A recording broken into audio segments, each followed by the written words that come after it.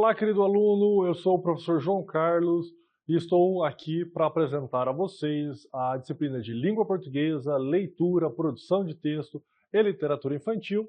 E especificamente nessa aula nós falaremos sobre a unidade 2, tá? Então, do livro de Língua Portuguesa, traremos a unidade 2, que é a temática de concepção de leitura, da decodificação ao letramento. Então acompanhe lá no livro, faça as anotações, porque a nossa discussão vai girar em torno disso.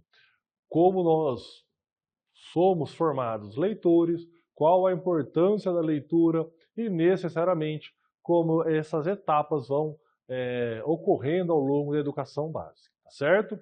Para que nós possamos então introduzir a nossa aula, começar, trago a vocês uma reflexão para que isso possa inspirá-los nos seus estudos. Então vamos lá.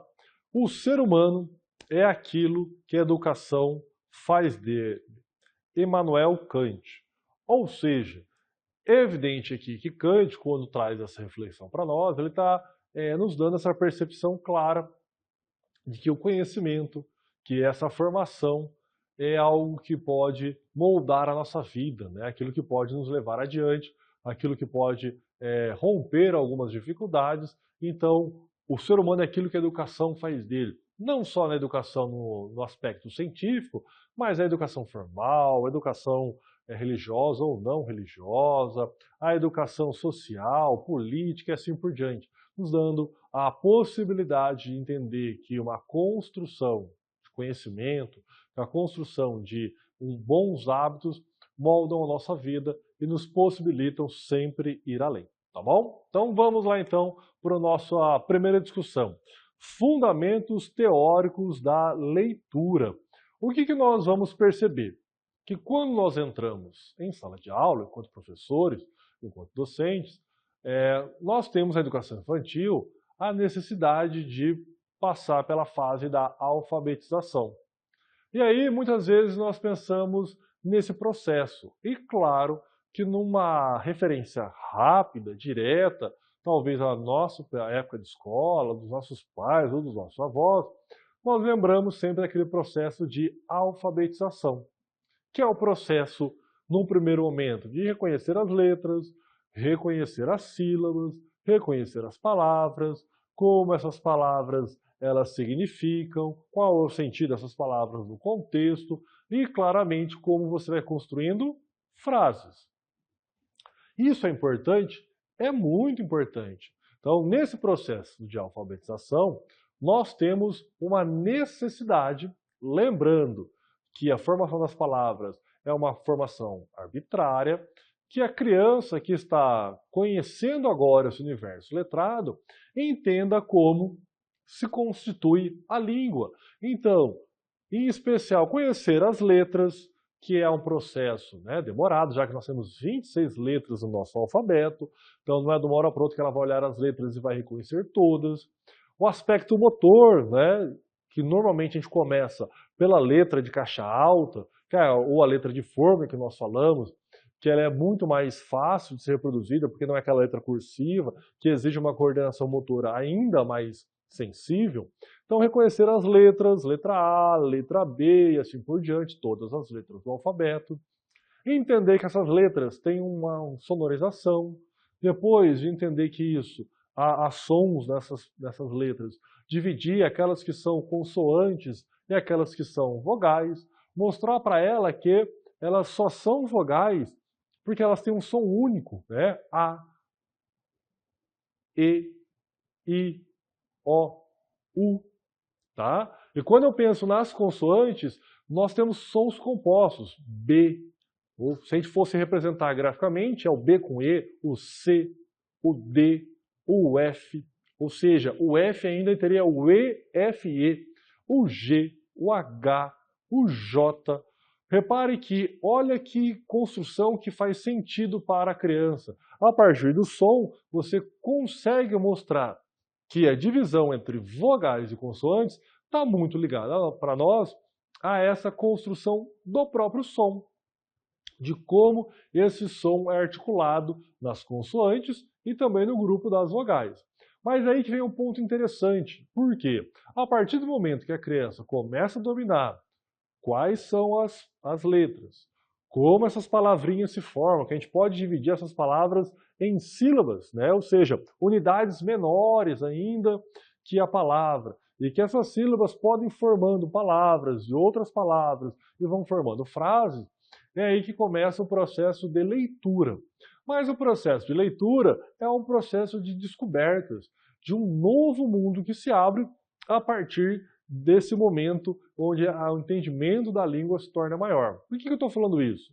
Porque quando nós olhamos no desenvolvimento normal, a criança vai tendo a formação da oralidade muito antes da aquisição da linguagem escrita, tá? Falo isso porque é comum que a criança lá com 1 ano e meio, 2, comece a falar, muitas vezes já bem, com vocabulário até bom, né, consistente, mas não sabe escrever. Então, se a gente pegar ali na educação básica, na educação infantil em especial, você percebe que lá no último ano do infantil, o infantil 5, as crianças passam por essa transição, por esse processo de alfabetização. Então, é lá que a descoberta das palavras, dos sons, das vogais, das consoantes, de todo esse universo rico, começa a ser construído. Bom, primeiro passo então. Quando eu penso nos fundamentos teóricos da leitura, todo esse domínio do código, da língua portuguesa aqui no caso, né? E é evidente que a gente pode pensar na língua inglesa, na língua francesa, no alemão e assim por diante, mas no caso, pensando na nossa língua materna, o domínio do código é fundamental. É fundamental que eu domine esse código para que eu possa, enquanto leitor, atender alguns pré-requisitos básicos. Então, primeiro passo, nesse período de formação para se tornar um leitor, obrigatoriamente a gente passa por um primeiro momento que é o entendimento do código. Entendimento, o reconhecimento da sua forma física, da sua sonoridade, da sua formação da junção das palavras, e evidentemente dessas palavras, qual significado elas estabelecem nesse contexto, em contextos diferentes, como isso pode ser aplicado e como isso ocorre. A partir daí, você começa a trabalhar com a produção de textos. Não só a leitura, mas também a parte da escrita. E aqui vale um ponto interessante. Por quantas vezes ou por quantos anos o processo de alfabetização e o processo de leitura ficaram presos exclusivamente à ideia de reconhecer o alfabeto, reconhecer as letras, reconhecer os sons e só. Quando nós pegamos, né, já no século XX, o conceito do analfabetismo funcional, ele entra em choque um pouco com esse conceito de alfabetização. Porque só reconhecer as letras, reconhecer os sons, reconhecer as palavras, não informa ou não indica que aquela pessoa sabe utilizar aquela língua dentro de um contexto comunicativo. Vamos pegar alguns exemplos. Vamos imaginar que você saiba 5 palavras em inglês, 5 palavras em francês, 5 palavras em japonês. Isso quer dizer que você sabe falar inglês, francês e japonês? Não.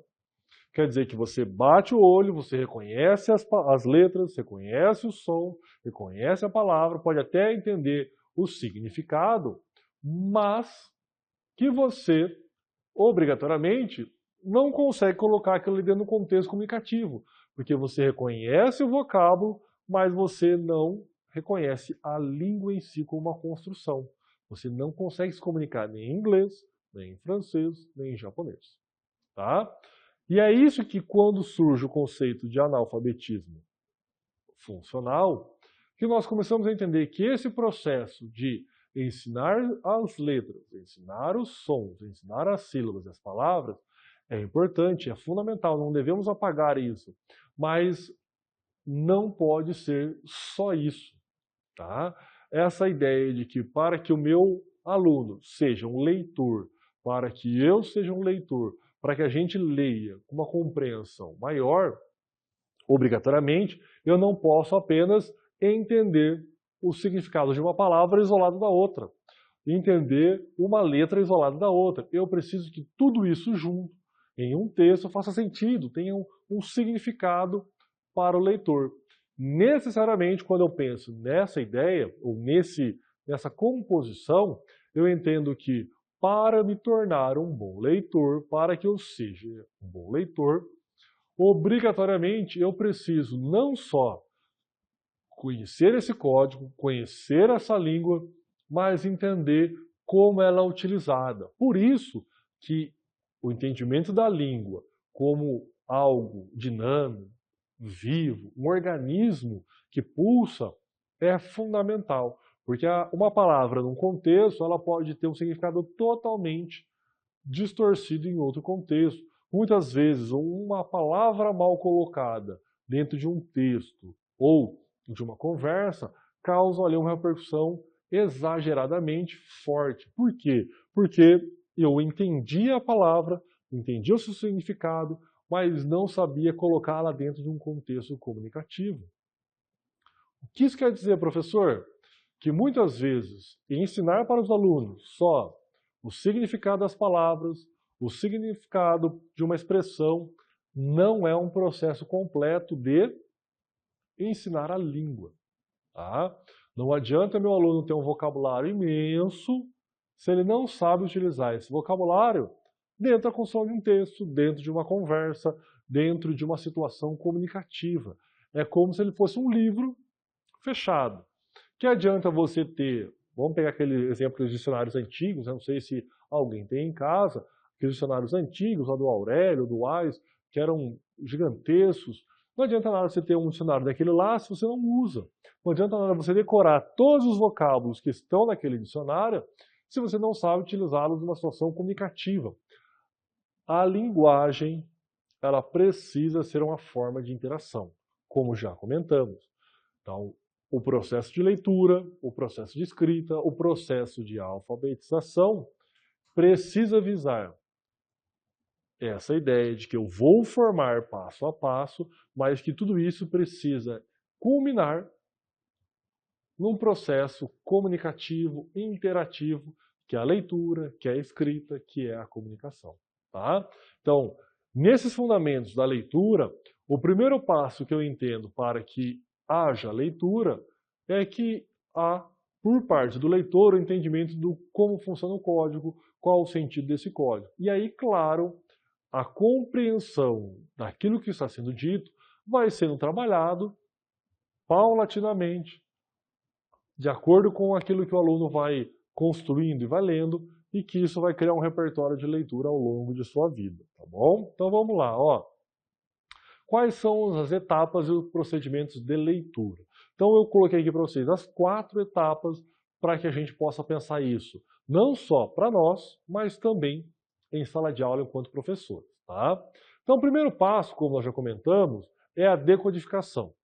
Então, quando nós estamos ali na educação infantil, em especial nos últimos 3 anos, né, infantil 3, infantil 4, infantil 5, então os alunos vão ter muito contato com a linguagem, com os símbolos gráficos, com a questão motora de como reproduzi-los, vão entender o processo das sílabas, da formação de palavras. Ok, esse é o grande ponto da ideia da codificação e decodificação.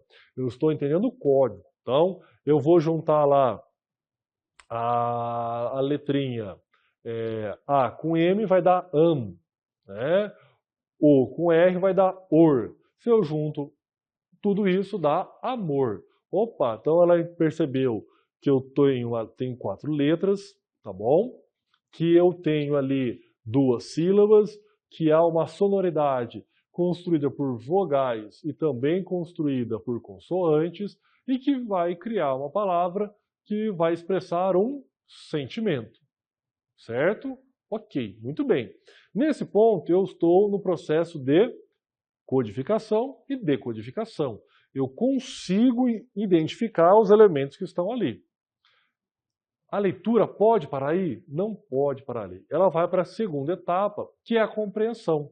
Vou pegar exatamente essa mesma palavra amor. Então, quando a pessoa identificou lá as letras, identificou as sílabas, identificou a palavra, ela precisa entender que aquela palavra remete a um sentimento, que é gostar de alguém, que é se dedicar a alguém, um sentimento, né, de paixão a alguém, e naturalmente que esse sentimento envolve diversas situações, não só no universo escrito, mas no universo real. Então, o amor de um homem para uma mulher, o amor do pai com os filhos, ou da mãe com os filhos, dos filhos para com os pais, o amor que você tem por animais, o amor que você tem pela natureza, evidentemente, as relações possíveis estabelecer diante dessa palavra. Bom, há uma compreensão. Aí eu leio todo o texto, e aí vem a terceira etapa do procedimento de leitura, que é a interpretação. Bom, li o texto e percebi que o texto ele está falando sobre, vou pegar esse mesmo exemplo, tá? Sobre o amor. Mas ele está falando que o amor pode ser uma coisa que machuca os outros, pode ser uma coisa que em algum momento alguma pessoa vai sofrer, que alguns vão dizer que não é bom. Opa, então eu estou interpretando aquilo lá. E qual que é esse processo de interpretação? É o processo que não só eu retiro as informações que estão no texto, mas eu também coloco as informações que estão em mim, que eu já acumulei, que eu já tenho, que eu já adquiri ao longo da minha vida, eu também coloco no texto, tá? Esse é o grande ponto, porque quando eu penso na interpretação, eu estou pensando num processo de via dupla, de mão dupla. O texto traz algumas informações, traz o seu posicionamento, mas eu, enquanto leitor, também coloco as minhas opiniões, as minhas informações, aí, evidentemente, as minhas relações com aquela informação no texto. Por isso que é comum, quando você se torna um bom leitor, que você lê um texto e você fala, olha, não concordo com isso, acho que aqui está faltando algo, olha, eu acrescentaria isso. Por quê? Porque você, num processo de leitura, não só você absorve as informações do texto, mas você também completa o texto. Olha que curioso, completar o texto, professor? Sim. Tá? Num sentido amplo, não há um texto perfeito que diz tudo sobre tudo. Então, naturalmente, qualquer texto vai ter algumas lacunas. E essas lacunas, elas são preenchidas pelo leitor. Então, somos nós, leitores, bons leitores, que lendo um texto, conseguimos acrescentar, ampliar, criticar, reduzir, identificar a essência do texto, por meio de um processo que se chama de interpretação. Então, quando eu penso na interpretação, olha que processo complexo. Eu não vou imaginar que meu aluno, lá com 5 anos, no infantil 5, ele vai construir todo esse processo assim de uma hora para outra. É um processo gradativo, naturalmente. Ele já pode interpretar outras coisas, mas o texto em si, no momento que ele está tendo conhecimento do código, é muito difícil. Porque o código, como nós sabemos, ele vai ter diversas nuances, diversas figuras de linguagem, diversos sentidos. Por isso, quando nós falamos na interpretação, eu estou pensando nesse processo de mão dupla. Tá? E que ao longo da escola básica precisa ser trabalhado e destrinchado com os nossos alunos. Ao passo que esse aluno, ele precisa ler um texto, tá? Chegando ali, em especial no ensino médio, e ele precisa ser um aluno que questione aquilo, que ele se posicione sobre aquilo, e não só entenda e absorva aquelas informações sem nenhuma interpretação. Porque senão ele parou em que etapa? Na etapa da compreensão. Se ele apenas interpretou, se apenas ele leu as informações e ali compreendeu elas, evidentemente ele parou no segundo estágio, que é essa compreensão. Agora, a partir do momento que esse aluno ele vai se colocar dentro do texto, colocar as informações prévias que ele já tem, a experiência de mundo que ele já tem, e vai questionar, refletir e dimensionar aquela informação, ele está interpretando. O que é, para nós, um processo muito mais complexo e muito mais amplo, dando a dimensão de que isso eu não vou trabalhar em 1 ano, 2 ou 3. Eu trabalho ao longo de toda a escola básica. Tá? É um processo que é ad contínuo. Né? Nós não paramos ele apenas no primeiro ano do fundamental ou no segundo ano do fundamental. Isso é algo a ser estimulado constantemente. E claro que nós estamos falando aqui do universo das palavras, mas você pode lembrar lá de quando Paulo Freire diz, né, que antes de ler a palavra, nós precisamos ler o mundo. Né? Então, uma criança, ainda não alfabetizada, ela pode interpretar muito bem as coisas que estão ao seu redor, mas nós estamos falando aqui especificamente com relação à leitura, tá? A palavra escrita. Por isso que eu estou me retendo esse processo de leitura. Tá? Então, o aluno que vai fazer esse processo de interpretação é um aluno que já domina o código, ou seja, já foi alfabetizado. E aí nós chegamos à quarta etapa, que é a etapa da retenção. Como assim, professor, retenção? Reter realmente é você absorver aquelas informações. Então quer dizer que tudo que eu leio, professor, eu preciso guardar na minha cabeça? Evidente que não, né? Em especial nesse período de muitas informações, em que a tecnologia e a internet nos traz um universo gigante de informações, é praticamente impossível a gente absorver tudo. Mas o que eu quero dizer?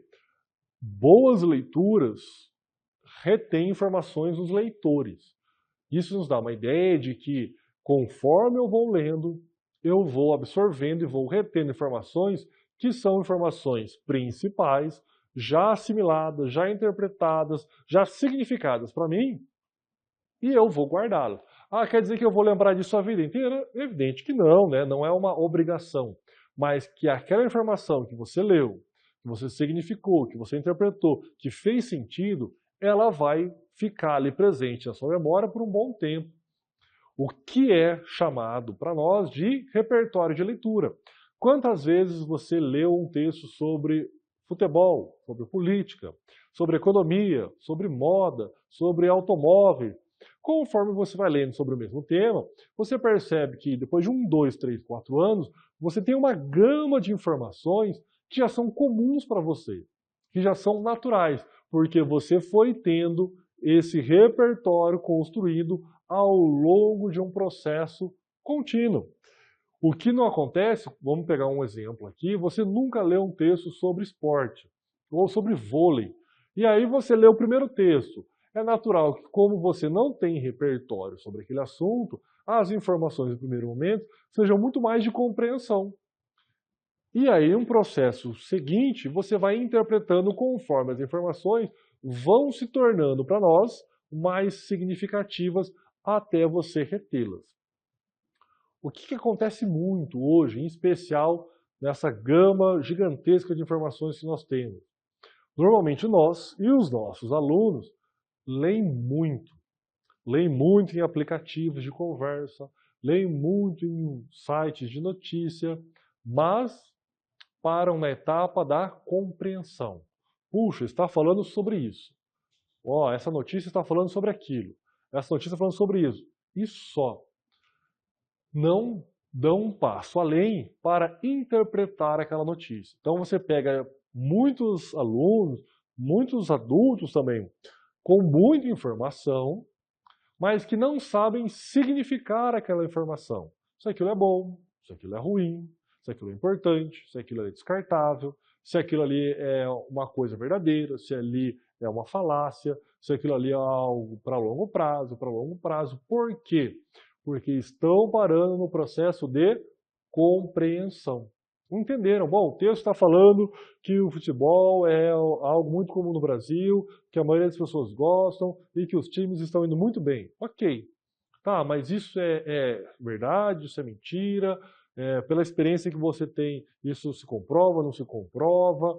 Reparem que esse processo de interpretação, de questionar o texto, de colocar o seu conhecimento prévio sobre o assunto dentro do texto, ressignificá-lo, criar um sentido para ele, para entendê-lo e aí sim reter aquela informação, muitas vezes não acontece. Professor, o que a gente pode fazer com isso? Entender que na escola isso é um processo gradativo.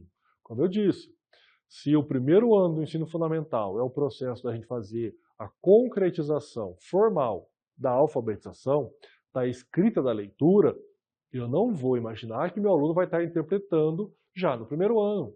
O que eu preciso é que, constantemente, esse aluno que já adquiriu o código passe para um nível de compreensão, passe depois para um nível de interpretação, e esse passo da interpretação, esse nível de interpretação, ele está constantemente acontecendo comigo e com você.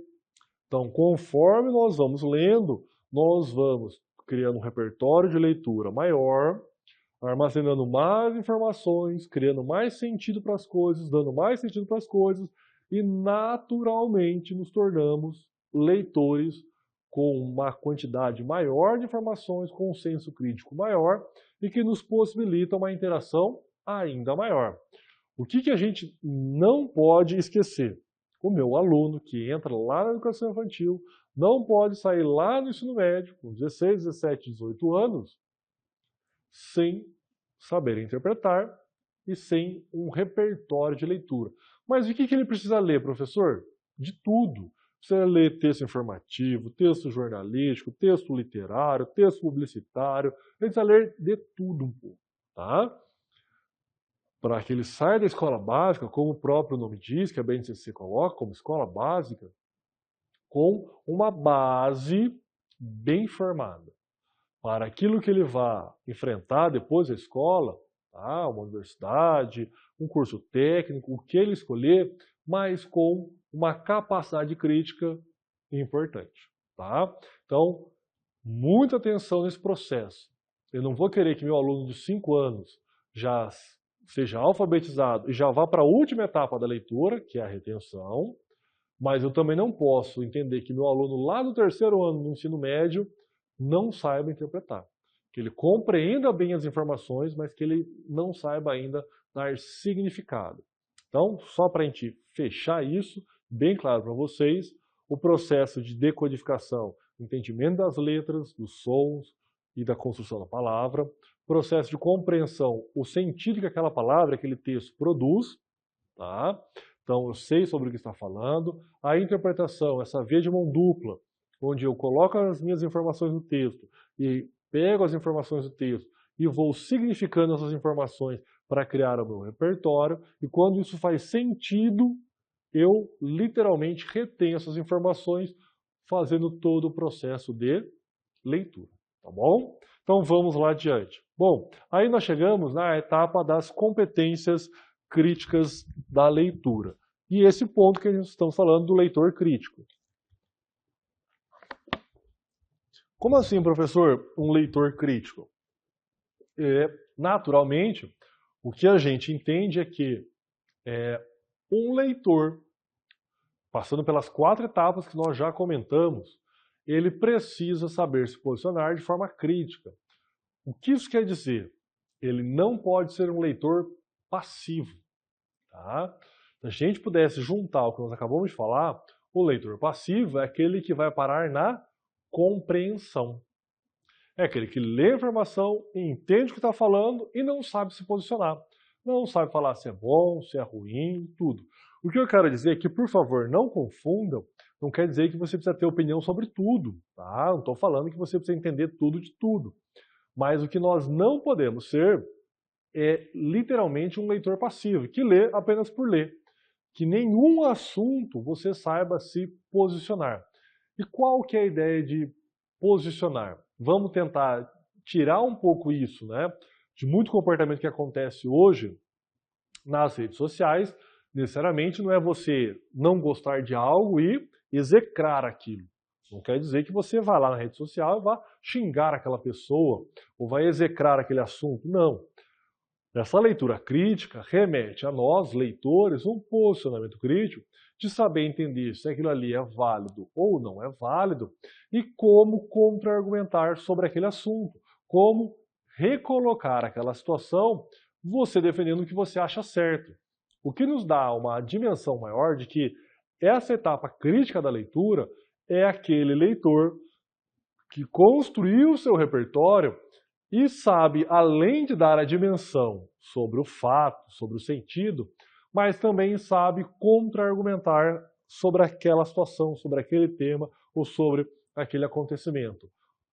Por quê? Porque ele construiu um repertório de leitura, um arcabouço de leitura, que ele consegue com tranquilidade, porque ele reteve diversas informações, diversos sentidos que podem ser expostos no momento oportuno para que ele signifique ou apresente aquela necessidade de contra-argumentar, criticar, se posicionar diante do assunto.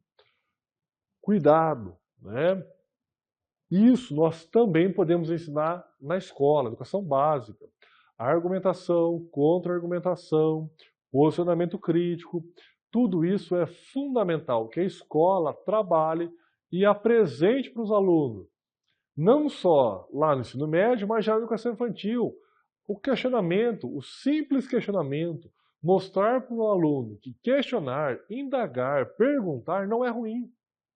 Então, vamos imaginar que você está trabalhando e aí surge da criança lá de 4, 5 anos uma dúvida. Olha, será que as joaninhas são venenosas? E a criança ficou na dúvida. E aí você pode perguntar para ela, mas por que você acha que a joaninha é venenosa? Repare que ela vai ter que defender um ponto de vista, ela vai ter que defender uma ideia. Por mais simples que seja o raciocínio, por mais simples que seja a ideia, já há ali uma ideia de posicionamento.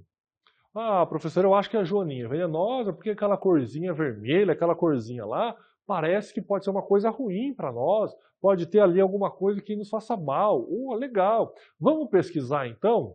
Vamos procurar se tem. Repare que essa posição do leitor crítico que vai amadurecendo ao longo da escola, ela vai sendo formada no início da educação inicial, da educação infantil, até o ensino médio. Por isso que eu não posso cobrar, tá, só lá no ensino médio, essas competências críticas. Um leitor crítico é aquele que já está nas duas últimas habilidades que nós acabamos de falar. É aquele que sabe interpretar, que já criou um repertório de leitura e consegue se posicionar criticamente, argumentando, apresentando fatos, se posicionando de forma que tudo aquilo se forme como um texto, com bom senso, com uma escrita ou com uma oralidade que faça sentido e que seja bem construído. Ok? E aí nós chegamos nos hipertextos e hiperleitores. Meu Deus, o que é isso? Tenho certeza que talvez você já passou e passa todos os dias por hipertexto e muitas vezes nem percebeu. Digo isso porque eu sou dessa geração da transição, né? Onde eu peguei ainda muito mais o texto impresso e vi nascer ali os textos na internet. Por quê, professor? Porque quando nós falamos dos hipertextos, nós estamos falando dos textos na internet.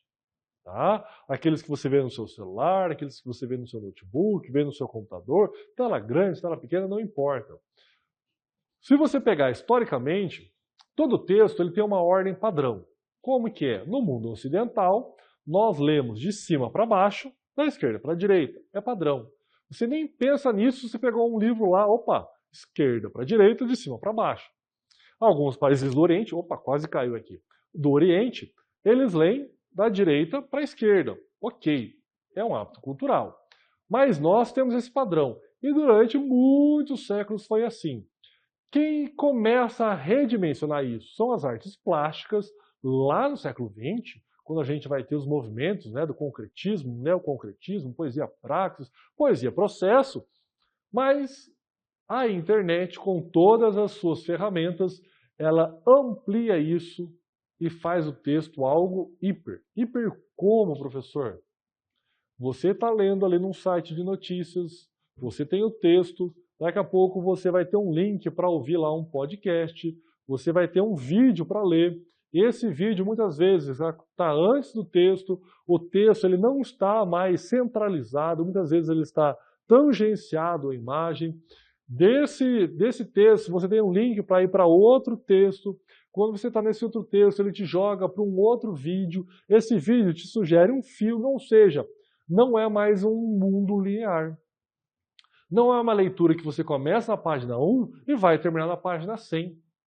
É uma leitura, ela é tão hiper, ela é tão inflada, que ela tem tantos recursos e, naturalmente, conforme a tecnologia evolua, os recursos vão ainda mais ser mais abundantes, que, naturalmente, que nós temos que entender que esses recursos vão tornar os textos ainda mais hiper. Só que aí é um processo interessante. Por quê? Porque quando eu penso no hipertexto, se você já é um nativo digital, você já nasceu, né, nesse universo, mas para quem não é um nativo digital, nós tivemos que nos acostumarmos com esse hipertexto. Então, qual que era o comum? Digo por experiência própria. Eu começava a ler o texto, lia todo o texto, depois eu ia ver os recursos, o que tinha de vídeo, o que tinha de podcast, depois. Porque a ideia para mim era ler na forma linear, início, meio e fim. Depois eu vejo o resto. Hoje eu já consigo entender que a leitura com essa tecnologia exige essa dinamicidade. Eu li 2 parágrafos, ele vai me levar para um vídeo, esse vídeo vai me levar para outro texto, e se eu quiser eu posso voltar para o texto original. Ou seja, já não há mais uma leitura única, linear. Professor, isso ocorre só nos textos midiáticos ou nos textos jornalísticos? Não. Vamos pegar uma rede social que é o Twitter. Olha que curioso, né? Porque o Twitter ele vai colocando os comentários e você vai ficando abaixo. Quantas vezes, para que aqueles comentários façam sentido, você precisa começar a ler de baixo para cima? Opa, já inverteu a ordem, você já não está começando a ler de cima para baixo. Mas você está começando lá no Twitter de baixo e vai voltando até chegar no primeiro para entender o que está acontecendo ali naquela conversa, aqueles tweets ou naquela relação que a pessoa postou. Mudou-se a forma de ler. Nós já não lemos mais da forma tradicional e, naturalmente, nós, enquanto professores e escola, nós não podemos ensinar só a forma tradicional de leitura. Nós precisamos entender que há uma função muito maior que é o letramento. O letramento ultrapassa aquele sentido apenas da alfabetização, que é o conceito de leitura e práticas sociais. Então eu preciso ensinar meu aluno a ler um livro tradicional, eu preciso ensinar meu aluno a ler na internet, no computador, eu preciso ensinar meu aluno a ler no aplicativo de celular, porque as práticas de leituras num livro tradicional, numa página de jornal na internet ou no aplicativo de celular são diferentes. Já não são as mesmas práticas, já não tem a mesma dinâmica, já não tem a mesma intensidade. As dinâmicas, elas são diferentes. O que nos dá uma ideia de que, quando eu penso no letramento, é um conceito que vai abarcar a alfabetização, aquele processo inicial de codificação e decodificação, mas que vai pensar na prática real da leitura. Como eu leio um livro, como eu leio uma revista, como eu leio um gibi, como eu leio uma notícia no jornal, uma notícia no jornal na internet, como eu vou ler um aplicativo de conversas. O que nos parece talvez tão comum, mas que tem dinâmicas e tem estruturas sintáticas, estruturas de uso de recursos de imagem, de vídeo, de som, que são completamente distorcidas. Quantas pessoas que muitas vezes foram ouvir um podcast e não sabiam que não tinha imagem, e aí a pessoa fica procurando, ou seja, não estavam letradas, não houve um letramento para aquela prática social. Não houve um letramento para aquele entendimento que aquele recurso é um recurso diferente. Por isso, na atualidade, você que já é um nativo digital, entende o quanto é múltiplo e ainda o quanto que vai mudar, vai ser transformado toda a prática de leitura por meio dos recursos digitais que ainda vão existir. Professor, é importante que nós levemos isso para a escola? Importantíssimo. Os nossos alunos, que sempre vão ser gerações mais novas, eles sempre vão estar antenados em novas tecnologias e novas práticas de leitura, que não é obrigatoriamente a nossa, que já temos uma idade distante daqueles que são os nossos alunos na educação básica, tá bom? E aí, para que a gente entenda um pouco mais da leitura, entender que a leitura não é só a leitura da palavra, aí sim vamos lá para Paulo Freire, né? Vamos entender que há uma leitura da imagem, tá? Desde a leitura da imagem, de quando você era criança e viu a cara do seu pai e da sua mãe brava, opa, você viu aquela cara e falou, ó, isso aí é perigo. Desde quando você aprendeu a ler uma placa de trânsito, um semáforo, aquele momento quando você está sendo introduzido aos estudos de artes e você vê um quadro, a professora vai trabalhar uma pintura e ela te explica as técnicas, o contexto, como aquilo foi formado, é uma outra tipo de leitura, até o momento que você tem a leitura daquela pessoa que gosta de você, da pessoa que não gosta de você, você tem aquela leitura social da situação. O que isso quer dizer, professor? Que nós já temos ou construímos desde criancinha, né? Lá quando nós choramos e o papai e a mamãe, né, leva lá a mamadeira, leva a chupeta, leva o almoço, dá a comida que você quer, compra o presente que você quer, e você percebe que aquela ali é um recurso que você pode utilizar para convencê-los, você já está lendo imagem. E aí a gente volta em Paulo Freire. Nós não lemos só a palavra, nós lemos o mundo antes da palavra. Então esse posicionamento crítico de saber interpretar uma imagem, um grafite, um outdoor, você interpretar todo esse contexto de figuras que estão ao nosso lado, de símbolos que estão ao nosso redor, que constantemente se atualizam, se renovam e são, né, utilizados em muitos momentos, é fundamental, porque você vai perceber nesses hipertextos que aí é uma profusão, ou seja, uma junção grande de texto, imagem, voz, texto, imagem, vídeo, texto, imagem e outro recurso que pode ser criado. Então, essas junções nos levam a entender que eu preciso saber, a partir de um estudo, a ler uma imagem de uma pintura, a ler uma imagem de um grafite, a ler a imagem de uma representação social de perigo, a ler uma representação social simbólica de uma placa de trânsito. Necessariamente, todo esse contexto está incluído na leitura de imagens. Eu não leio só a palavra porque a palavra é um texto, mas as imagens elas também formam textos e formam sentidos amplos para nós, tá certo? Por isso nós percebemos que essa prática de leitura ela é fundamental, muito importante, e é ela que nos dá, nos propicia um repertório de leitura de texto, imagens e outros recursos que constroem o nosso repertório, o nosso arcabouço e que nos permitem cada vez mais exercer a nossa criticidade, o que vai nos ajudar na produção de texto, o que vai nos ajudar no posicionamento pessoal, profissional e assim por diante, ou seja, nos constitui alguém mais capacitado, tá bom? Por isso que a leitura é fundamental, na escola e fora da escola. E aí, para que a gente possa finalizar, trago de novo para vocês um trechinho ali do Cântico da Terra de Cora Coralina. Eu sou a terra, eu sou a vida. Do meu barro primeiro veio o homem. De mim veio a mulher e veio o amor. Veio a árvore, veio a fonte, veio o fruto e vem a flor. Então, olha que ideia bonita, né? De que todos nós viemos da mesma fonte, do mesmo material, todos somos iguais e temos ali um caminho longo e muito bonito de fruto e flor, tá bom? Que sejamos felizes e bons estudos a vocês.